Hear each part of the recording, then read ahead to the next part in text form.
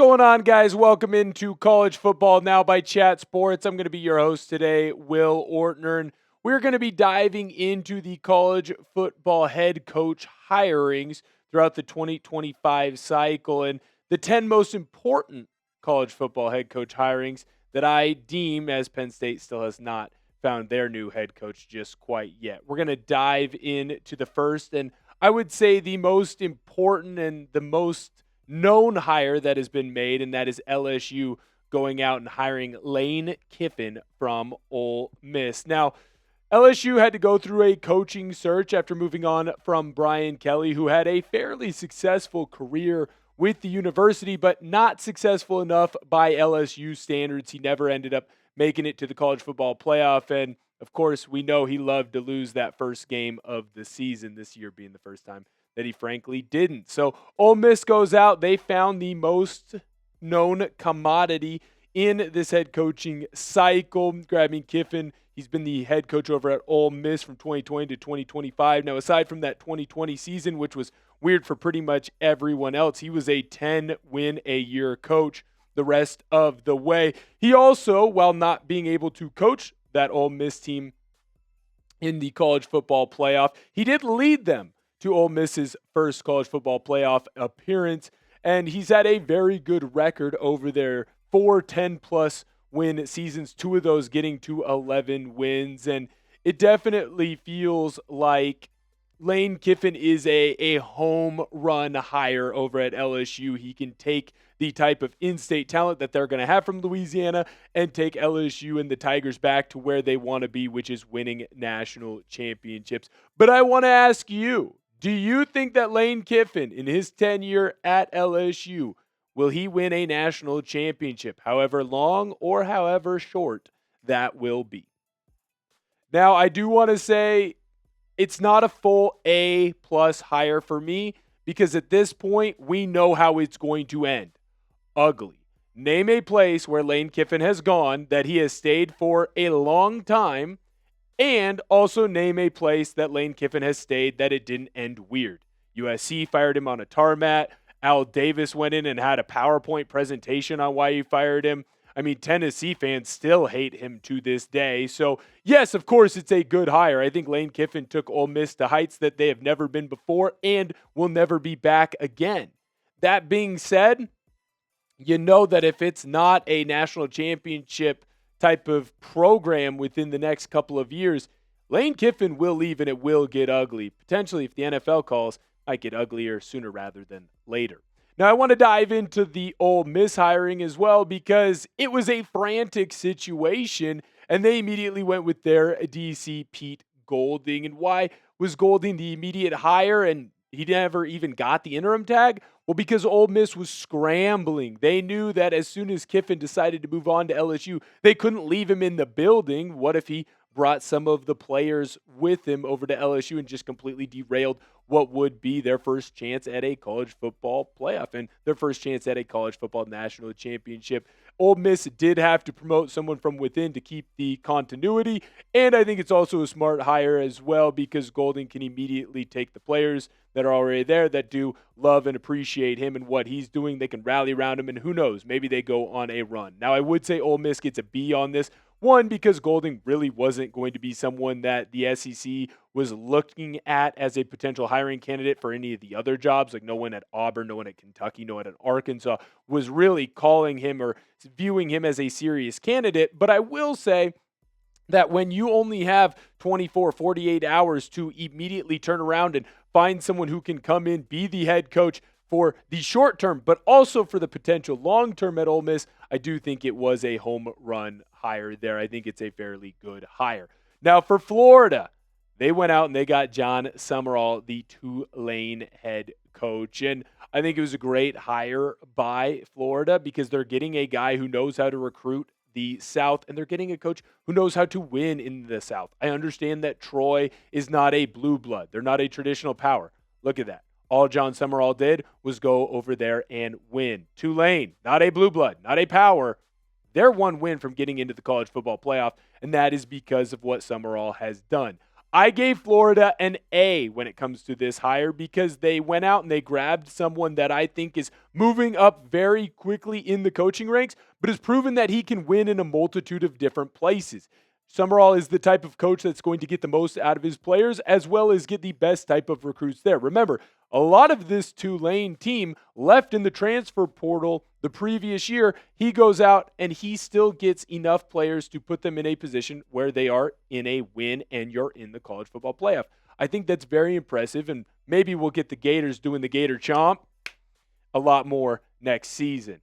Kentucky. That's the next team that I want to talk about because they hired someone that is near and dear to my heart, and that is former Oregon offensive coordinator Will Stein. He's going to go back to Kentucky. That is where he grew up, and he's going to go coach the Wildcats. Feed the studs. What does that mean? That is a saying that Will Stein has had since he was over at Oregon.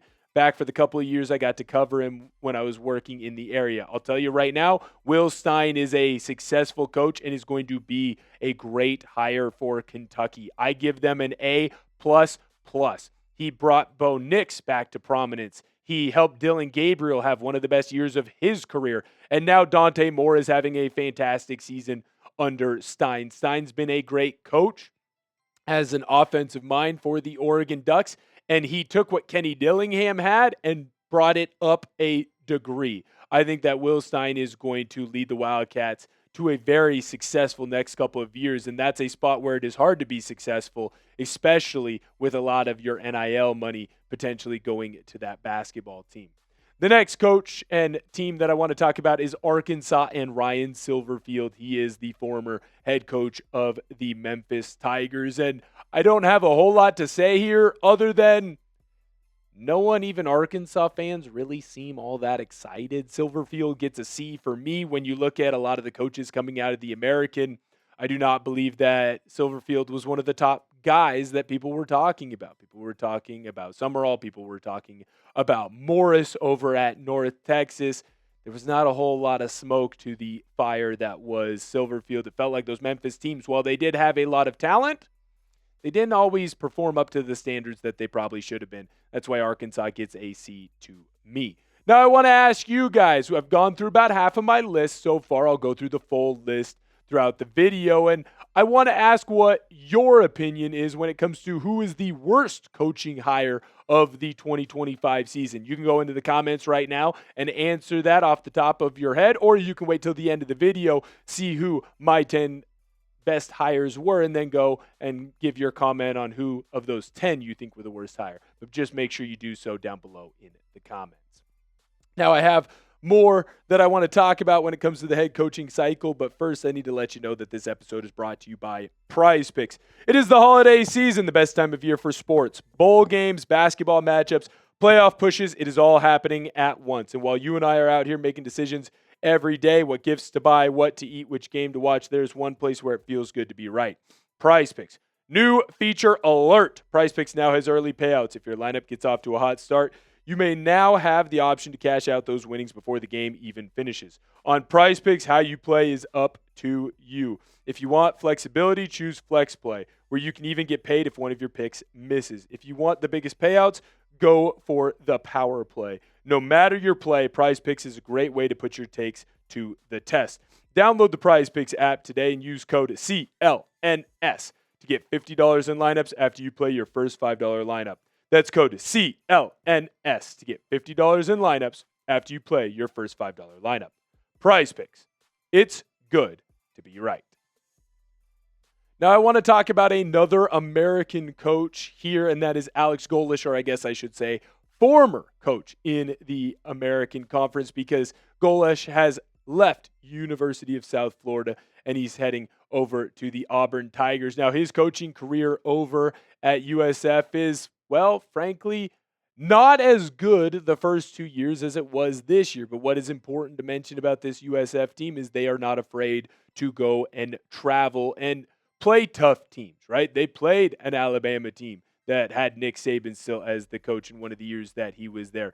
They played difficult teams this year, going out and taking it to Florida, trying to take it to Miami, unfortunately not becoming the number one team over there. Golesh has also had some success as a offensive coordinator. Obviously spent some time over in Tennessee with Heupel, doing some good things there. I will say right now I give Auburn a B. I think Golesh is a fine coach. I would also say, and I think it's important to mention, that Auburn is kind of a tier 2, potentially tier 3 SEC team, and you're going to have to go and poach those group of 5 type of head coaches that are on the rise and hope that they come in and can turn the Tigers into something. I will also mention this, and I think it is important to say that while I say Auburn is a tier 2 team in the SEC conference, they're also a program that does have a national title and got to a national title fairly frequently. So they can do it if the right guy is in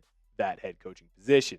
Virginia Tech, they went out and they signed James Franklin. Crazy. Imagine saying this. James Franklin would have a head coaching job before Penn State got their next true head coach that didn't have an interim tag. Kind of crazy to think about. I'm going to give Virginia Tech an A+ because Virginia Tech has really struggled since the Beamer days. They have not been able to really capitalize on a lot of the success that can be had in that area of the country. Now, it's not the best recruiting grounds, but it's also not the deepest conference that they play in the ACC. James Franklin, he is a winner. Everywhere he's gone, he's won. He won at Vanderbilt. He won at Penn State. The only reason he got fired from Penn State is not because he didn't win. It's because he didn't win a national title. That's something that's very difficult to do and very difficult for most coaches to accomplish. Right now, I think that James Franklin is a top 15 head coach in college football, and Virginia Tech got him. Absolutely love that for them. Make sure that you join Chat Sports. Subscribe to our channel here if you want daily college football content or the most in-depth college football content. You want to make sure that you're checking out our main channel here, so make sure you go and hit that sub button.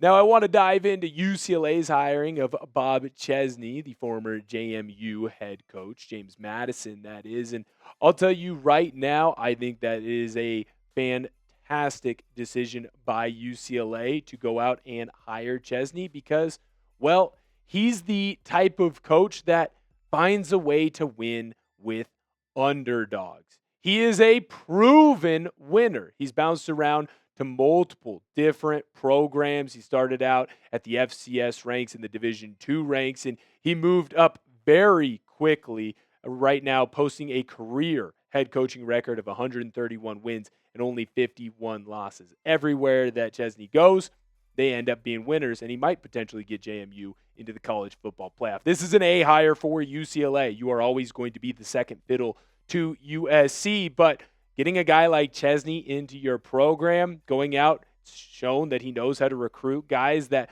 might have a chip on their shoulder and develop them into top-tier players. I think this is a knock-it-out-of-the-park home run hire for UCLA. Now, USF, we're just coming down. They went out and they hired former Ohio State offensive coordinator Brian Hartline, and to me, I just don't know how you look at this and not say that it is a home run hire for a smaller group of 5 program when you talk about the background that Hartline has. Now, obviously, he's been at Ohio State since 2017. There isn't enough emphasis on how good of a recruiter he is. Remember, he is the wide receiver coach at Ohio State. So any big name wide receiver that's come through since 2017, he's either had a hand in recruiting them or into developing their talent. When you think of Ohio State over the last, 10 to 15 years, it does feel like they have been wide receiver U. And that largely revolves around what Brian Hartline has done the last couple of years. USF, they get an A++ from me. I don't understand why Hartline and Will Stein, for that matter, did not get more love in the head coaching searches. They have been very successful at their respective programs, and it feels like the only reason that teams weren't calling them to make them a head coach was because they hadn't been head coaches before. So now Kentucky and the University of South Florida, well, they get some home run hires with some guys that I think can make some big noise at those programs and universities.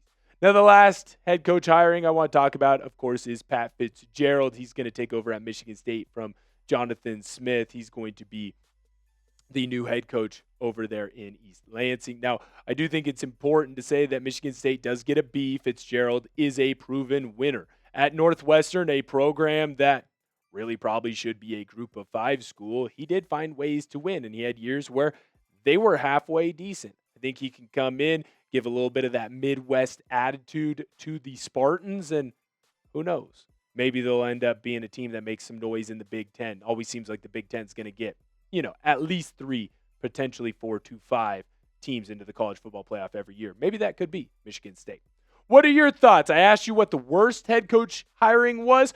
What was the best head coach hiring? I'm asking you right now. Let me know down below in the comments. I think everyone's got an opinion that really needs to be heard. So let us know. We'll respond to you as we can. Thank you guys so much for tuning in. Make sure that you subscribe to the channel. We got content coming out every single day on football, and you certainly do not want to miss it. Thank you guys so much for tuning in.